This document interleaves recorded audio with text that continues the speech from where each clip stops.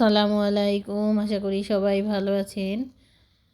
আজকে কিছু ব্রয়লার মুরগির মাংস পাতলা পাতলা করে কেটে নিয়েছি। এখন ভালোভাবে ধুয়ে নিচ্ছি। এগুলা বেসন দিয়ে ভিজে তারপর আমরা খাবো ইফতারির সময়। এখন এগুলার ভিতরে মশলা দিয়ে, এখন 12টার এরকম বাজে, এগুলাকে মশলা দিয়ে মাখিয়ে রাখবো। তারপরে যখন যতটুকু খাবো তখন অতটুকু বের করে ভেজে নিব সন্ধ্যার একটু আগে।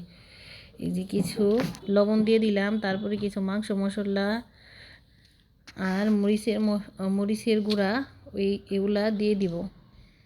এই যে এখন মাংস মশলা দিয়ে দিচ্ছি, আর মরিচ গুঁড়াটা একটু বেশি করে দিয়ে দিব যেন ঝাল ঝাল হয়।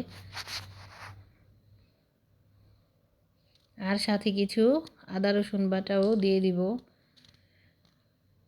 এখন এটাকে সুন্দর করে মাখিয়ে নিব, একটু ভালোভাবে নেড়ে নেড়ে মাখাবো যেন এটার মাংসটার ভিতরে মশলা যায়। তারপর মাখানো হয়ে গেলে একটা বক্সের ভিতরে রেখে ঢাকনা দিয়ে রেখে দিব ফ্রিজের ভিতরে। তারপরে আমরা অল্প অল্প বের করে ভেজে নেব। এখন মাখানো হয়ে গেছে। এই যে কি সুন্দর করে পাতলা পাতলা করে কেটেছি, এই যে দেখা যাচ্ছে, দেখলেই বোঝা যাচ্ছে পাতলা পাতলা লম্বা লম্বা করে কেটে নিয়েছি। এখন বক্সের মধ্যে রেখে দিব।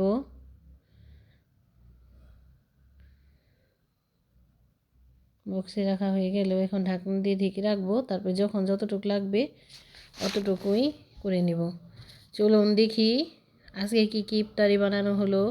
তো মুরগি ভাজা আছে সাথে, তারপরে আছে ইফতারি আজকে ডিম চপও আছে। এই যে লম্বা লম্বাগুলো হচ্ছে ডিম চপ, এটার মধ্যে মুরগি ভাজা, ছোলা আবার বুলের মধ্যেও আছে। আমার ছেলে অল্প অল্প দিয়ে দিয়েছে সবাইকে, যার যা লাগবে সে নিয়ে খাবে। ট্যাঙের শরবতও আছে। এগুলাই ছিল আজকের ইফতারি।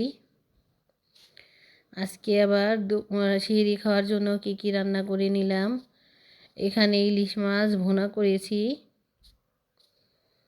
এই তো খুব অল্প করে ভুনা করেছি, তরকারি অত খাওয়া হয় না, সব থেকেই যায়। আর অল্প একটু ডাল রান্না করেছি,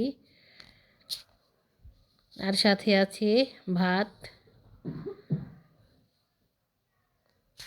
এই ছিল আজকে রান্না বান্না, সারাদিনের কাজকর্ম এগুলাই ছিল। সবাই ভালো থাকবেন, সুস্থ থাকবেন। আল্লাহ হাফেজ।